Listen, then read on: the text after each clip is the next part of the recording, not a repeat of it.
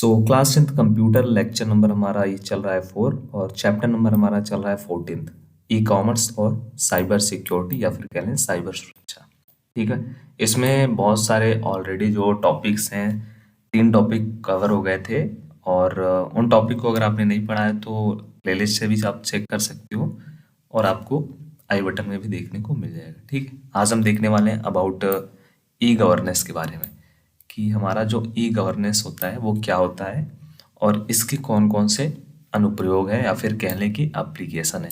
ठीक है, और ये भी टॉपिक बहुत ही प्रैक्टिकल है। इस चैप्टर में आपको मैक्सिमम जो टॉपिक देखने को मिलेंगे वो प्रैक्टिकल रूप में होंगे, जो आपके लिए जानना भी इम्पोर्टेंट है और आपने उनके बारे में और पहले भी मे बी कहीं ना कहीं से नॉलेज गेन किया होगा।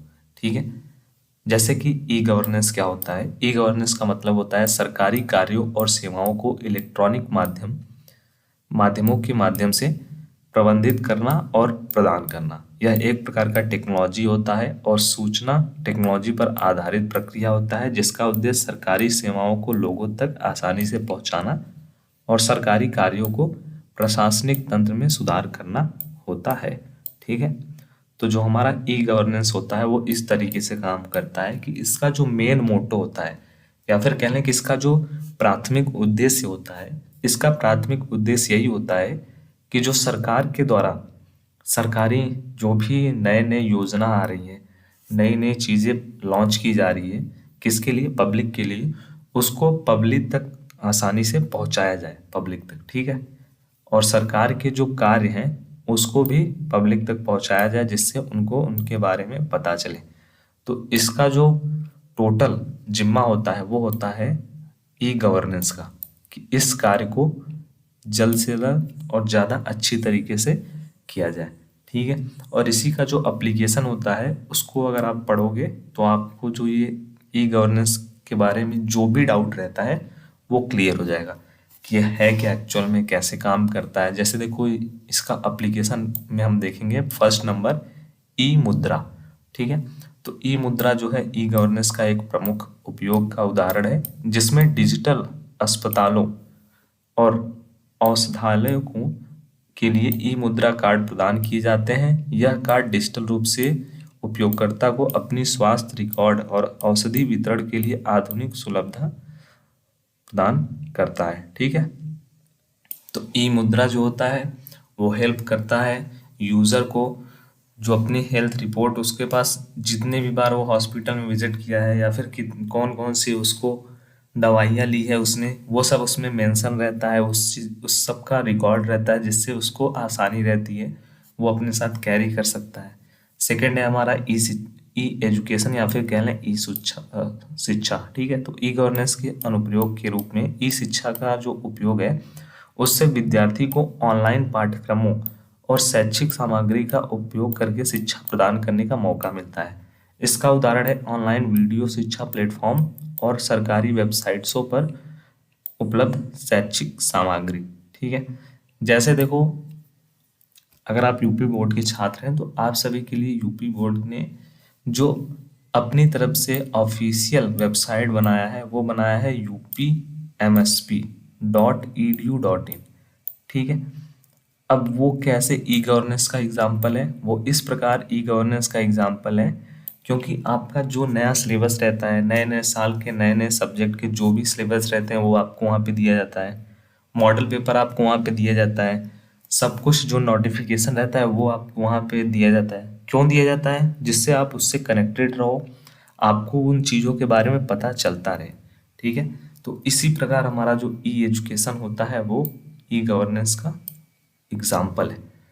नेक्स्ट है हमारा ई बिजनेस। तो ई गवर्नेंस के द्वारा व्यापारिक प्रक्रियाओं को सुविधाजनक बनाने के लिए ई व्यापार के अनुप्रयोग होते हैं। इसमें ऑनलाइन निवेदन और विस्तृत वितरण प्रणाली शामिल हो सकता है।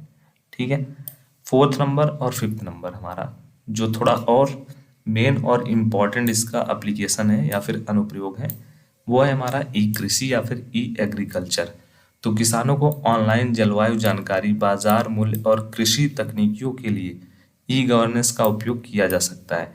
इसके माध्यम से किसान अपनी उपज को बेहतर तरीके से प्रबंधित कर सकता है। ठीक है, तो ई गवर्नेंस की हेल्प से जो हमारे किसान भाई हैं उनके लिए सरकार जो भी, जैसे कब बारिश होने वाला है या फिर कब किस चीज़ का जो रेट है वो हाई होगा, किस चीज़ का जो बिक्री है या फिर किस चीज़, जैसे गेहूं को कितने में इस साल कितनी रेट में कितने रुपए कुंटल में सेल किया जाना चाहिए, ठीक है, या फिर कोई और जो हमारा कृषि प्रोडक्ट है उसको कितने रुपए में सेल करना है, वो सब जो डिटेल्स रहती है उसके लिए एक अलग वेबसाइट रहता है किसान भाइयों के लिए। वो सब जो जानकारी वो वहाँ पे प्रोवाइड किया जाता है, जिससे वो देखें, अपडेटेड रहें और उसी के अकॉर्डिंग ही जो भी सुविधाएं मिल रही हैं उनका वहन करें, ठीक है। ऐसे ही 5th नंबर हमारा एग्जाम्पल है ई सरकारी सेवाएं, ई गवर्नमेंट सर्विसेज।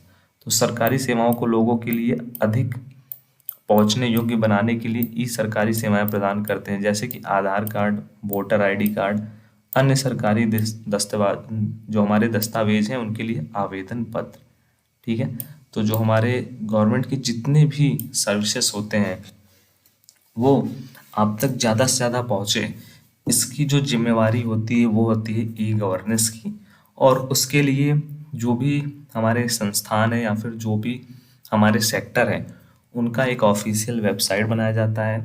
उनके बहुत सारे सोशल मीडियाज़ के और भी ऐसे प्लेटफॉर्म होते हैं जहाँ से उन जानकारी को आप तक पहुँचाया जा सके, क्योंकि जो हमारा ई गवर्नेंस या फिर कह लें कि इसका ई गवर्नेंस का मेन मोटो होता है, मेन उद्देश्य होता है, वह यही होता है कि जो सरकारी कार्य हैं या फिर सर्विसेज हैं, सेवाएं हैं, उनको ऑनलाइन तरीके से, ऑनलाइन माध्यम से ज़्यादा से ज़्यादा लोगों तक, ज़्यादा से ज़्यादा पर्सन तक पहुंचाना, ठीक है, और यह आसानी से पहुंच सके सभी के पास, इसमें हेल्प करते हैं ई गवर्नेंस के जो सेक्टर हैं उसके ऑफिशियल पेजेस, उनके वेबसाइट्स, और उनके साथ साथ और भी जो पर्सन होते हैं जो इंक्लूड रहते हैं ई गवर्नेंस से जुड़े होते हैं, वो इसमें मदद करते हैं।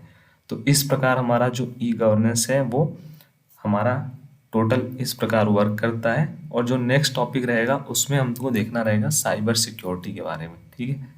साइबर सिक्योरिटी, बहुत सारे लोग इस टॉपिक को जानना चाहते हैं और बहुत ही इम्पोर्टेंट टॉपिक है ये, और सभी को जानना जरूरी है क्योंकि इससे आपको बहुत कुछ सीखने को मिलने वाला है साइबर सिक्योरिटी ये टॉपिक से, ठीक है, साइबर सुरक्षा।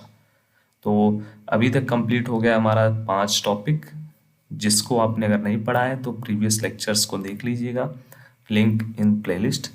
हमारा कंप्लीट हो गया इंट्रोडक्शन पार्ट, उसके बाद टाइप्स का पार्ट, उसके बाद इलेक्ट्रॉनिक पेमेंट सिस्टम, उसके बाद ये 2 आज के टॉपिक्स। सभी दोस्तों के साथ शेयर करिए जिससे उनकी भी प्रिपरेशन हो। Thank you.